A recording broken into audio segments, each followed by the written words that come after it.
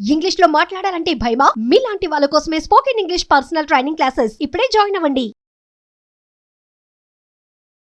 Hi hello నమస్తే, welcome back to Suman TV. ప్రస్తుతం మనతో పాటు ఉన్నారు ఎడ్యున్ and career guidance director Venugopal garu. సార్తో మాట్లాడదాం. నమస్తే సార్. నమస్తే madam.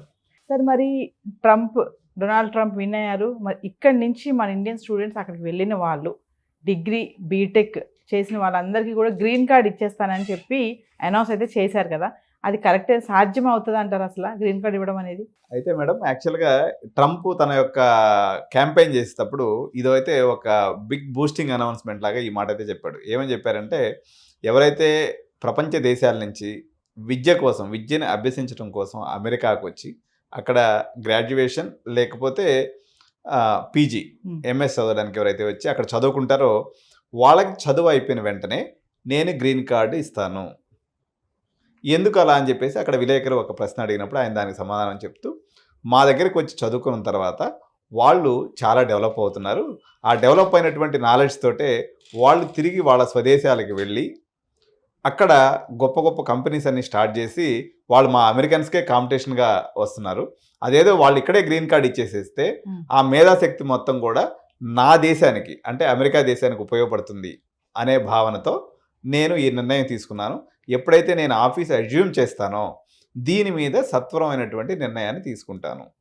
This was the announcement made by Donald Trump in the campaign. అయితే దీని యొక్క సాధ్యాసాధ్యాలను పరిశీలించాల్సి వచ్చినప్పుడు అమెరికా యొక్క ప్రజాస్వామ్యం యొక్క స్ట్రక్చర్ని గురించి మనం ఆలోచించాలి మేడం. ఇప్పుడు అక్కడ అధ్యక్షుడు ఎవరైతే ప్రెసిడెంట్ ఉంటారో ఈ ప్రెసిడెంట్ యొక్క నిర్ణయము ఒక్కటే ఏకంగా చెల్లుబాటు అయిపోయి అది చట్టంగా మారిపోదు. సో ఈయన చెప్పినటువంటి మాట నిజం కావాలి అనుకున్నట్లయితే ఈయన ఇనిషియేషన్ తీసుకున్న తర్వాత అక్కడ ఏదైతే పార్లమెంట్ ఉంటుందో 535 మంది సభ్యులు ఉంటారు మేడం. అందులో ఇప్పుడు మన దేశంలో పార్లమెంట్ ఎట్లా ఉందో అమెరికా కూడా పార్లమెంట్ ఉంటుంది అనమాట. అందులో ఇక్కడ ఎగువ సభ దిగువ సభ అని మన పార్లమెంట్ ఎట్లా ఉంటాయో అక్కడ కూడా 2 సభలు ఉంటాయి. ఆ 2 సభలకు సంబంధించినటువంటి సభ్యులు 535 మంది ఉంటారు. అందులో డెమోక్రాట్స్ రిపబ్లికన్స్ అందరూ కలిసి ఉంటారు అనమాట. వీళ్ళు మంచి మెజారిటీతో ఆ చట్టాన్ని ఆమోదించినప్పుడు అది చట్టరూపం పొందాల్సి అది జరుగుతుందన్నమాట. సో దీని యొక్క ఇంప్లికేషన్స్ ఎలా ఉంటాయి అంటే పరిణామాలు ఎలా ఉంటాయి అనేది చర్చ జరిగినప్పుడు ఇప్పుడు దీనివల్ల ఏమవుతుందంటే ఇందాకే మనం అనుకున్నట్టుగా 4500 యూనివర్సిటీస్ దాదాపు 8000 కాలేజెస్లో ఉన్నటువంటి కాలేజెస్ అన్నీ కూడా చెత్త చెదారం మొత్తం కాలేజీలు ప్రపంచ దేశాల విద్యార్థులతో నిండిపోతాయి.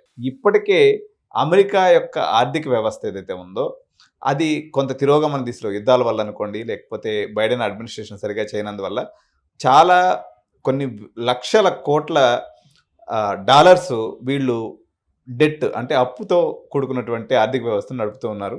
బ్యాంకులు ఏదైతే ఈ యుద్ధాలకి మనకి ఫండ్ సప్లై చేయడం వల్ల అక్కడ ఫైనాన్షియల్ క్రంచ్ ఏర్పడి వాళ్ళు వడ్డీ రేట్లు కూడా పెంచేశారు. వడ్డీ రేట్లు పెంచినప్పుడు ఆబ్వియస్గా ఎవరైతే కంపెనీలు వాళ్ళు ఉంటారో డబ్బులు తక్కువ తీసుకుంటారు, ప్రాజెక్టులు తక్కువ తీసుకుంటారు. కాబట్టి వాళ్ళు ఎంప్లాయ్మెంట్ కూడా సరిగా లేక దాదాపు ఇక్కడ నుంచి పోయినటువంటి విద్యార్థుల్లో 10 లక్షల మందిలో కేవలం 10 to 15% మాత్రమే సరైనటువంటి ఉపాధి ఉంది. రిమైనింగ్ వాళ్ళందరూ కూడా ఖాళీగా ఉన్నారు.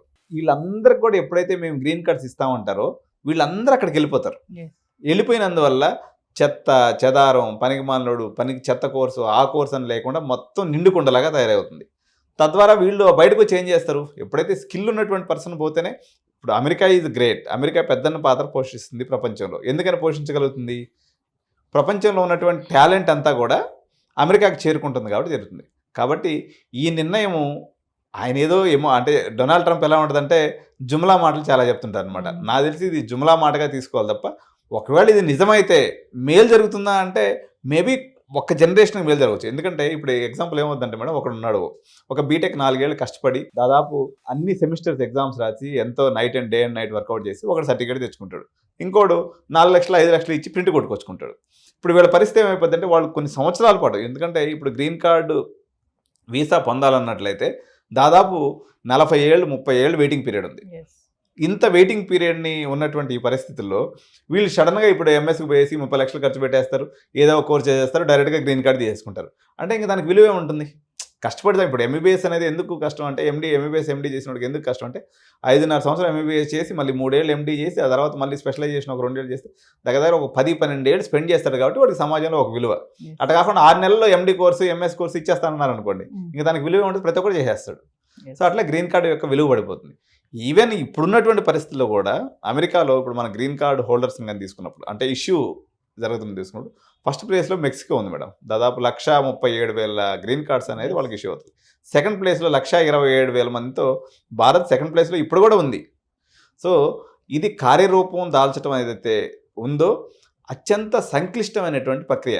అమెరికాలో ఉన్నటువంటి ఈవెన్ భారతీయులు, అక్కడ ఉన్నటువంటి green card holders, senate members, లేకపోతే కాంగ్రెస్ మెంబర్స్ ఎవరైతే ఉన్నారో వీళ్ళందరూ కూడా వ్యతిరేకించేటువంటి అవకాశం ఉంది. ఇది జరగడం వల్ల టెంపరీగా భారతీయులకు మేలు జరుగుతుంది. కానీ ఇప్పుడు మనం ఒక రకంగా చెప్పాలంటే కంపారిటివ్గా ఇతర దేశాల వాళ్ళతో పోల్చుకున్నప్పుడు కొంత డిసిప్లైన్గానే ఉంటాం.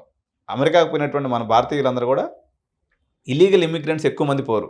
కానీ ఈ షార్ట్ కట్ మెథడ్స్ ఉపయోగించి అడ్డదారుల్లో వచ్చి అమెరికాకు వచ్చి సెటిల్ అయ్యి గ్రీన్ కార్డుల కోసం ప్రయత్నించేవాళ్ళు చాలామంది తయారవుతారు అనమాట. అడ్డదారుల్లో పోయేవాడు వాళ్ళతో మన కాంపిటీషన్ తట్టుకోలేక ఇక్కడ ఆల్రెడీ నిరుద్యోగం ఉందని అడిగిపోతే అక్కడ పరిస్థితి కూడా అట్టే తయారయ్యేటువంటి అవకాశం ఉంటుంది తప్ప ఇదైతే అంటే ఆయన ఏదో ఒక కండిషన్స్ పెడతాడు. నాకు తెలిసి నేనేమనుకుంటున్నానంటే ఐవీ లీగ్ కాలేజెస్ అని ఉంటాయి మేడం. ఐవీ లీగ్ అంటారు అనమాట. ఐవీ లీగ్ కాలేజెస్ అంటే ఇప్పుడు హార్వర్డ్ ఇట్లా ఏదైతే మన పెద్ద పెద్ద టాప్ అంటే క్యూఎస్ ర్యాంకింగ్ అని ఒకటి ఉంటుంది అనమాట.